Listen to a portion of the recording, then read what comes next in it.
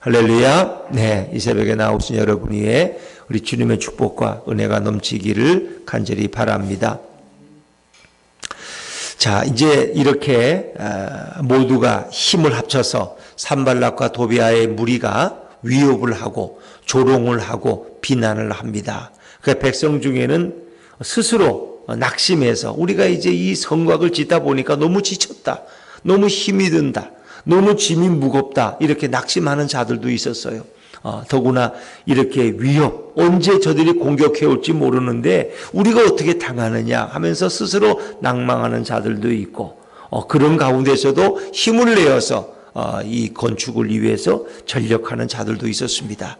이제 느헤미야는 어떻게 합니까? 절반은 일을 하고 절반은 파수를 하고, 한 손에는 칼을 들고 한 손에는 일하는 도구를 들고, 밤에도 옷을 벗지 아니하고 경비하면서 이렇게 성전 건축을 중수를 이어갑니다. 자, 이렇게 해서 아마 반 이상이 이미 이제 공사가 완공되어 가고 이제 마무리를 앞두고 있는 상황 속에서 또 하나의 문제가 일어나게 됩니다. 그것은 바로 내적인 문제입니다. 밖으로부터는 산발락과 도비아과 이방인들의 위협이 있지만은 그래도 그걸 잘 이겨나가요.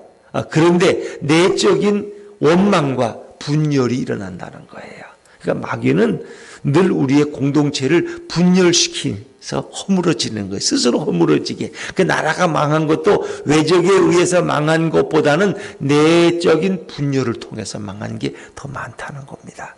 사도행전 6장에 보면은 어떤 문제로 이렇게 헬라파 과부들과 히브리파 과부들이 어떤 문제로 갈등해요? 구제하는 문제로. 유대인들은 구제를 잘해요. 그래서 이렇게 안식일 날 뭘 한 주간 모아가지고 또 어느 날 정해서 다니면서 구제를 일주일에 한 번씩. 그런데 이 히브리파, 헬라파 과부들은 이제 외국에서 살다가 들어온 사람들이야. 그리고 히브리파, 유대인 과부들은 이 땅에서 그냥 살던 사람이고. 근데 뭔가 차별이 있는 것 같아. 이 유대의 과부들에게는 떡을 하나씩 더 주는 것 같고 우리는 떡을 하나 뺀 것 같아. 이래가지고 뭔가 이게 남의 떡이 또 커 보이잖아. 그렇죠? 또 실제 구제하는 사람이 그럴 수도 있잖아요. 제가 늘 식당에서 배식을 해도 내가 잘 아는 우리 구역 식구가 오면은 생선도 이왕이면 몸통이를 주고 싶지 꼬리를 주겠어요? 그러나 왠지 좀 마음에 안 들고 미워. 그러면 일부러 꼬퉁이를 주고 꼬리를 주고 대가리를 주고, 어두육미라고 원래 고기는 머리를 먹어야 된다고. 누구 살이 없잖아. 이게 사람의 인지상정 아닙니까? 그 갈등이 생기는 거예요. 사도들이 어떻게 해요? 다 불러 모아놓고 우리가 이 말씀과 기도를 예외로 하고 이 구제하는 일은 우리 옳지 않다. 그래서 그것은 7집사 안수집사를 택해서 그들이 구제하는 일을 하고 회개 관리를 하고 우리는 말씀과 기도에만 전념하리라. 이제 이것이 늘 이런 일들이 역사 속에 일어나는 거예요.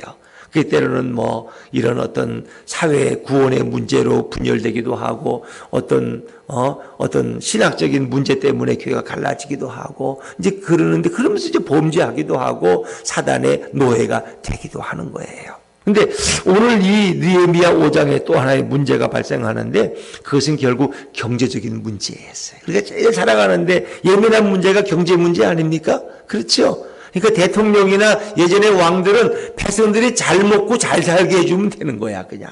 왜? 옛날에는 늘 굶는 사람이 많으니까 밥 안 굶고 잘 먹고 그러면 그게 훌륭한 왕이고 훌륭한 대통령이야. 그러니까 우리가 이제 이렇게 어려울 때 새마을 운동을 해가지고 그래도 경제가 좀 나아지고 먹고 살만해지면 그거 훌륭하다. 그래서 비록 그분이 독재도 하고 15년 동안 장기 집권도 했지만 많은 사람들이 그걸 감하고도 이해하려는 게 그래도 그분 때 우리가 그 어려운 위기를 넘겼다. 그래도 옛날처럼 그렇게 살진 않잖아. 그래도 먹는 건 걱정하지 않느냐. 이렇게 이제 위로 받는 거죠.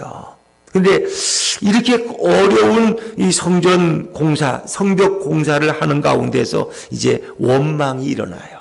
그 원망은 공동체를 분열시키는 거야. 그 원망의 원인이 뭘까? 자, 5장 1절 한번 읽어볼까요? 5장 1절입니다. 시작. 그때 백성들이 그들의 아내와 함께 크게 부르짖어. 네. 아주 그 마음에 그냥 한이 맺힌 거야. 근데 그때 바로 이 성벽 공사가 막 이제 절반을 지나서 완공을 앞두고 있는 그 시대에, 그 중요한 시기에 밖으로는 산발락과 도비아가 위협하는 그 시기에 그들의 아내와 함께 크게 부르시다. 아내와 함께 부르시다는 건 뭐예요? 절박하다는 거예요. 우리가 데모하는 분들도 되게 혼자 와서 할 때는 자기들의 문제가, 근데 아이들까지 가족까지 데리고 오면 이건 절박한 거야. 이거 굉장히 심각한 문제예요. 그래서 그들의 형제인 유다 사람들을 원망한다. 여기서 그들의 형제는 누구냐? 고리대금을 하는 사람들. 그러니까 가난한 사람이 있고 부유한 사람이, 어느 사회나 늘 그렇잖아요. 그러니까 가난한 사람은 어려우니까 돈 있는 사람한테가 돈을 나 좀 꿔달라고. 우리 지금 쌀이 떨어졌다고. 그러면 그냥 꿔주든가 주면 되는데 그냥 안 줘. 한두 번은 주다가 나중에는 이거 이자를 내야 된다고. 내가 한 대박 주지만 내년에 갚을 때는 두 대박. 그럼 그걸 어떻게 감당해? 가난한 사람이. 이제 그런 거야. 그렇게 하다 보니까 이 가난한 사람은 점점 더 가난해지는 거예요. 거기다 흉년까지 왔어. 거기다 세금도 내야 돼. 거기다 또 성벽 재건도 해야 돼. 그러다 보니까 마음속에 갈등이 일어나고 원망으로 그게 변하는 거예요. 근데 같은 동족에게 고리대금을 하고 돈을 꿔주고 이자를 받고, 더구나 이제 나중에는 뭐 돈을 꿔주다가 널 뭘 믿고 꿔주냐? 그러니까 우리 땅 하나 있는데 그거 저당 잡혀. 마지막 땅 하나 잡히겠다가 몽땅 날아가 버리고. 나중엔 먹을 게 없으니까 너 뭐 잡을 거 또 있냐? 우리 아들을 잡지 뭐. 그래 너희 종으로 쓰면 되잖아. 하인으로. 우리 딸을 잡을게. 너 우리 딸이 예쁜데, 너 가서 이렇게 되는 거야. 결국은 같은 동족끼리도 이렇게 되니까 이제 이런 문제가 원망으로 나오는 거예요. 자, 우리 2절 말씀 읽어볼까요? 2절입니다. 시작. 어떤 사람은 말하기를 우리와 우리 자녀가 많으니 양식을 얻어먹고 살아야 하겠다 하고. 양식을 얻어먹고. 이제 인구는 늘어나고 자식은 많아지는데 먹을 건 없고. 그래서 이제 이게 남에게 얻어먹고 살 처지가 됐다는 거예요. 3절을 제가 읽을까요?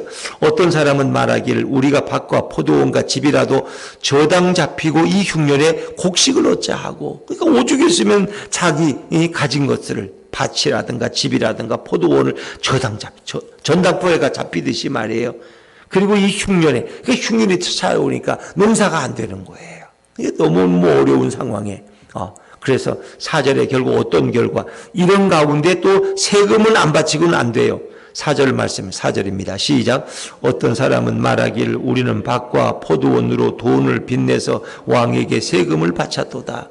이게 지금 이스라엘 왕도 아니고 바벨론 파사제국의 왕. 그러니까 거기에는 총독들이 세금을 또 거뒀거든.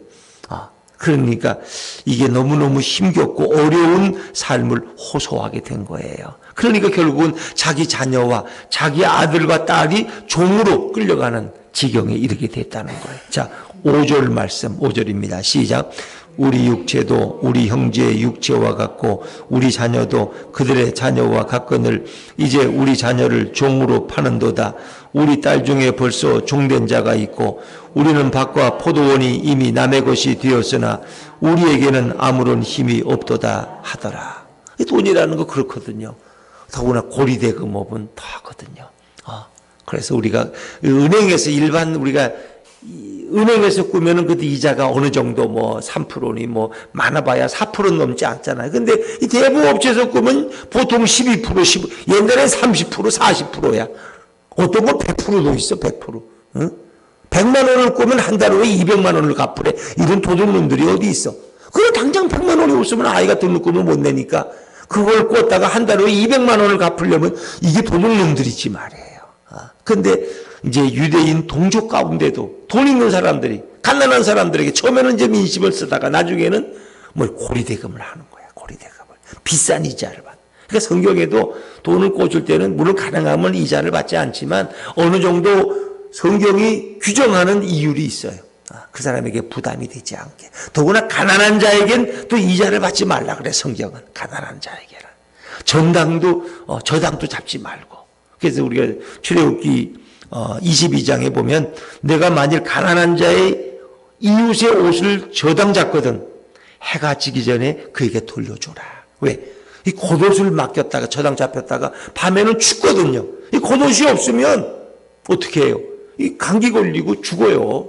이 여름엔 낮엔 덥지만 밤에는 추워요. 이스라엘 날씨가. 요즘 우리나라 날씨가 지금 그렇죠. 밤에도 춥고 낮에는 또 덥고. 이게 뭐 어떻게 겨울옷 하고 여름옷을 두 가지 다 가지고 있어야 돼 요즘은. 이렇게 겉옷이라는 건 그들의 꼭 필수야. 그러니까 가난한 자의 겉옷은 저당 잡더라도 저녁이 되면 돌려주라는 거야. 왜? 밤에 잠타면 얼어 죽으니까. 이제 그런 얘기. 가난한 자에 대한 배려가 성경에는 많아요. 이삭을 주울 때도 가난한 자를 위하여 줍지 말아라. 우리가 까치밥이라는 거, 이 감을 따다가도 까치 먹을 거 남겨두듯이 가난한 자를 위해서 과일은 남겨둬라. 한두 개씩. 그래야 나그네가 그거 먹고 연명하지 않겠느냐. 이제 율법의 정신이 그런 건데 이 부자들은 율법의 정신마저 잊어버린 거예요. 그리고 고리대금업을 하고 저당을 잡고 집을 뺏고 그리고 나중에 딸과 자식들까지 저당 잡아가지고 그걸 끌고 가는 거야. 종으로 쓰겠다는 거야. 종으로 팔아버리겠다는 거야.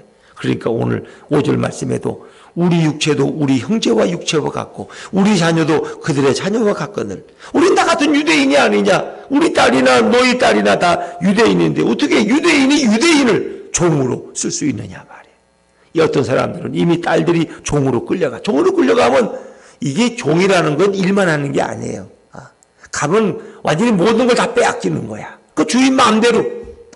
그 뭐 자기 그냥 이렇게 후첩으로 삼으려면 삼고 놀이개로 삼으려면 삼고 이 종은 모든 인권을 빼앗기는 거야. 그런데 이제 유대법에 의하면 7년이 되면은 종은 돌려주도록 돼요. 근데 그걸 제대로 지키지 않았다는 거예요. 그러니까 남에게 저당 잡힌 것, 뭐 땅을 빼앗은 것은 50년이 되면 다 돌려줘요. 희년이 되면. 그리고 사람을 종으로 끌고 온 것은 7년이 되면 돌려줘야 되는데 그걸 안 지킨다는 거예요. 모세율법을. 그들이. 이제 여기에 문제가 있어요. 그래서 이런 원망과 이런 불평이 공동체를 파괴시킬 위기에 처한 거예요. 이제 그 얘기를 듣는 순간 느헤미야가 화가 난 거예요. 화가 나서 모든 귀족과 민장들, 부조한 자들을 다 불러놓고 너희가 그렇게 하면 안 된다. 같은 동족에게. 하나님을 경외하는 너희들이 어떻게 그럴 수 있느냐 하면서 그들을 꾸짖고 그리고 이제 그렇게 하지 말라고 타이르는 모습이 나오죠. 자, 6절과 7절입니다. 6절과 7절 시작. 내가 백성의 부르짖음과 이런 말을 듣고 크게 노하였으나 깊이 생각하고 귀족들과 민장들을 꾸짖어 그들에게 이르기를 너희가 각기 형제에게 대회를 열고 그들을 쳐서 높은 이자, 고리대금이에요. 고리대금. 그게 정당한 이자가 아닌 거예요. 왜? 돈 꾸려고 하는 가난한 사람은 많고 돈 꾸어줄 사람은 많지 않으니까 내가 이자 더 받더라도 더 주더라도 나한테 꿔달라고 말이야. 그게 경쟁적으로 그냥 이자를 이게 말이 되는 거예요. 그러니까 총회를 열고 그들을 친다는 것은 공개적으로 꾸짖고 책망한다는 거예요. 책망한다는 거예요. 그리고 나서 우리가 바벨론에 끌려갔을 때 70년 동안 있을 때 거기서 형제가 종이 되면 우리가 돈을 모아서 그 사람을 다시 찾아온 이런 우리가 어떻게 형제를 종으로 팔려가게 할 수 있느냐. 이건 말이 안 된다는 거예요. 자, 8절입니다. 8절 시작. 그들에게 이르기를 우리는 이방인의 손에 팔린 우리 형제 유다 사람들을 우리의 힘을 다하여 도로 찾았거늘 너희는 너희 형제를 팔고자 하느냐 더구나 우리의 손에 팔리게 하겠느냐 하며 그들이 잠잠하여 말이 없기로. 그래서 교인들 간에도 이 동거래는 하지 않는 게 좋아요. 아무리 급해도 동거래는. 그리고 정 구역 식구나 뭐 교인이 어려워서 그렇다면 그냥 줘. 그냥 난 돈이 그렇게 많지 않고 이건 내가 없어도 사니까 이거 가져가서 쓰라고 그냥 안 받겠다고. 그 당신이 나중에 여유가 생기면 갖고 안 갚아도 괜찮다고. 이자는 낼 생각도 하지 말고 그냥 이렇게 줘야 돼. 그리고 그렇게 하려면 이자 받고는 주지 마라. 왜? 나중에 그것이 꼭 갈등이 되고 서로가 시험에 들고 문제가 돼요. 근데 오늘 이 어려운 시기에 지금 파사 제국의 지배를 받고 이렇게 허물어진 성을 세우는 시기에 돈놀이를 하면서 형제를 괴롭히는 자들이 있다는 게 이 느헤미야의 마음에 분노를 일으키는 거. 어떻게 이럴 수 있느냐 말이야. 어떻게 이럴 수 있느냐. 그리고 우리의 이런 소행을 보고 저 이방인 대적자들이 우리를 뭐라고 욕하겠느냐 말이야. 이걸 한번 생각해 봐라. 우리가 하나님을 경외하는 자들이 아니냐. 자, 9절입니다. 9절 시작. 내가 또 이르기를 너희의 소행이 좋지 못하도다. 우리의 대적 이방 사람의 비방을 생각하고 우리 하나님을 경외하는 가운데 행할 것이 아니냐. 이방인들이 뭐라고 욕하겠느냐 우리 보고 말이야. 작은 동족끼리 돈놀이나 하고 이자나 받고 말이야. 하나님을 경외하는 우리가 할 짓이 아니다. 이거 잘못된 것이라는. 그래서 이제는 이자를 받지 말고 돌려줘라. 다 돌려줘라. 10절과 11절 같이 읽죠. 시작. 그나와 내 형제와 종자들도 역시 돈과 양식을 백성에게 구워 주었거니와 우리가 그 이자 받기를 그치자. 그런즉 너희는 그들에게 오늘이라도 그들의 밭과 포도원과 감람원과 집이며 너희가 구워준 돈이나 양식이나 새 포도주나 기름의 100분의 1을 돌려보내라 하였더니, 이제는 이자도 받지 말고 고리에 너무 정당한 이자를 받되 높은 이자는 받지 말고 그들에게 가진 것이 빼앗은 것이 있으면 100분의 1은 다시 돌려보내라. 100분의 1은. 그래서 그들이 그거라도 가지고 연명하도록 해야지. 형제가 이렇게 굶어 죽게 생겼는데 어떻게 그럴 수 있느냐 말이야. 이제 그러면서 하나님 앞에서 그것을 맹세하게 하죠. 맹세하게. 자, 우리 제사장들 벌써 맹세하는데 이제 저주까지 좀 섞인 맹세가 있습니다. 13절 말씀, 13절입니다. 13절 같이 읽죠. 시작. 내가 옷자락을 털며 이르기를 이 말대로 행하지 아니하는 자는 모두 하나님이 또한 이와 같이 그 집과 산업에서 털어버리실지니 그는 곧 이렇게 털려서 빈손이 될지로다 하매 회중이 다 아멘하고 여호와를 찬송하고 백성들이 그 말한 대로 행하였느니라. 그들이 약속한 게 뭐예요? 12절 말씀이에요. 그들이 말하길 우리가 당신의 말씀대로 행하여 돌려보내고 그 저당 잡혔던 것 또 종으로 삼았던 것 돌려보내고 그들에게서 아무것도 요구하지 아니하리이다. 세상들 앞에서 맹세했어. 그래서 다 그렇게 하기로 약속을 했어. 그러고 나서 총독은 자신의 이야기를 하는데 나도 총독으로서 녹을 받지 않는다. 그리고 전에 내 앞에 있던 총독들은 다 이렇게 백성을 강탈하고 이렇게 했지만 나는 적어도 그렇게 하지 않았다 하면서 자신의 이야기를 이제 하고 있죠. 14절 말씀 같이 14절입니다. 시작. 또한 유다 땅 총독으로 세움을 받은 때 곧 아닥사스다 왕 제20년부터 제32년까지 12년 동안은 나와 내 형제들이 총독의 녹을 먹지 아니하였느니라. 그가 너무 형제들이 이 백성이 가난하니까 내가 총독의 월급을 안 받겠다. 이렇게 자기가 자기 백성들을 위해서 봉사하겠다는 거죠. 근데 그보다 앞서 있던 총독들은 다 욕심꾸러기들이었어. 15절을 제가 읽을게요. 나보다 먼저 있었던 총독들은 백성에게서 양식과 포도주와 또 은 40세계를 그들에게서 빼앗았고 또한 그들의 종자들도 백성을 압제했다. 총독의 부하들도 백성을 압제했다는 거예요. 나는 하나님을 경외함으로 이같이 행하지 아니하고. 느헤미야는 내가 하나님을 경외하는 사람인데 어떻게 이럴 수 있느냐. 나는 그렇게 못한다는 거예요. 그렇게 못한다는 거예요. 그래서 나는 어떻게 했느냐. 자기가 살아온 삶을 잠깐 12년 동안을 총독으로 있었는데 이렇게 소개해요. 16절입니다. 16절 시작. 도리어 이 성벽 공사에 힘을 다하며 땅을 사지 아니했고 내 모든 종자들도 모아서 일을 하였으며. 총독의 부하들은 일도 안 해.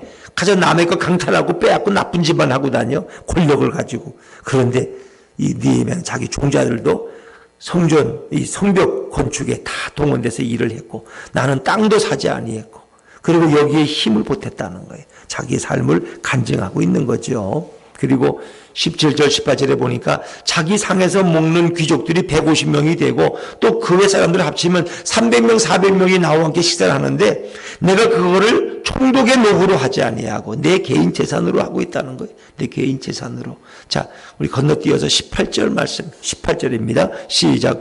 매일 나를 위하여 소 한 마리와 살찐 양 6마리를 준비하며 닭도 많이 준비하고 열흘에 한 번씩은 각종 포도주를 갖추었나니 비록 이같이 하였을지라도 내가 총독의 녹을 요구하지 아니하였으면 이 백성의 부역이 중함이었더라. 나와 함께 식사하는 유대 귀족들과 민장들도 하루에 150명, 많으면 300명까지 오지만은 나는 내 총독의 노고로 하지 아니하고 내 개인 재산으로 그들을 먹이고 이렇게 생활했다는 거예요. 왜? 백성의 부역이 중하기 때문에. 백성들이 그 농사철에 일을 못하고 지금 부역에 다 이렇게 동원돼서 자발적으로 일하고 있는데 내가 이렇게 총독의 노고로 그런 일을 할 수 없다는 거예요. 내가. 그래서 나는 내 개인 재산으로 그들을 다 먹이지 국가의 재산은 쓰지 않는다는 거예요. 그러면서 그는 기도로 마치죠. 내 하나님이여, 내가 이 백성을 위하여 행한 모든 일을 기억하사 내게 은혜를 베푸시옵소서. 하나님 앞에 자신이 이렇게 살아온 것을 고백하는 그런 기도로 맞춰집니다.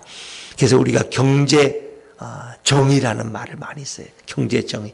경제가. 왜냐하면 이 사회라는 게 부익부 빈익빈이 되기 쉬워요. 저는 은행 이렇게 전에는 뭐 별로 그런 일이 없었는데 이제 이렇게 개척을 하면서 이렇게 은행에 할 수 없이 이렇게 돈을 꿔야 될 때도 있고 가죠. 그러면 하나 잘 이해가 안 되는 게 부자들은 이자가 훨씬 싸다는 거 아시죠?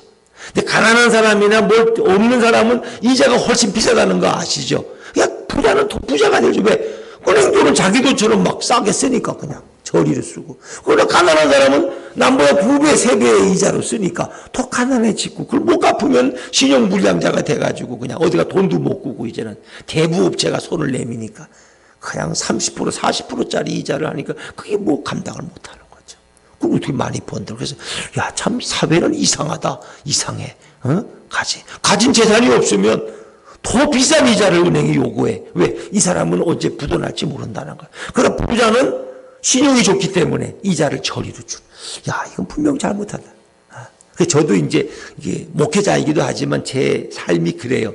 이게 은행에서 뭘 꿔도 한 번도 이자를 어긴 적은 제 생에 없어. 단 하루도. 왜? 다른 걸 꿔더라도 갖다 맡기라도 그렇게. 그러니까 신용은 굉장히 좋아요. 근데 그래도 은행에서 꿀 때 잘 안 꿔주는 게 뭐예요? 가진 게 없다는 거야. 가진 게 당신은. 가진 게. 그리고 이제 이 공무원이라든가 뭐 큰 대기업에 다니고 이러면 이제 신용이 좋아가지고 돈을 또 막 꿔줘 그냥. 신용대출도 뭐 1억까지도 전에 해주고 막 그러는데. 근데 이제 목회자들은 믿을 게 없다는 거야. 세금도 안 되지. 가진 것도 없지. 뭐 정상적으로 사례비를 받는 것도 은행은 인정을 안 해주지. 그러니까 이게 참 어렵더라고. 제가 큰 교회에서 목회할 때도 은행 가면 늘 찬밥 신세야.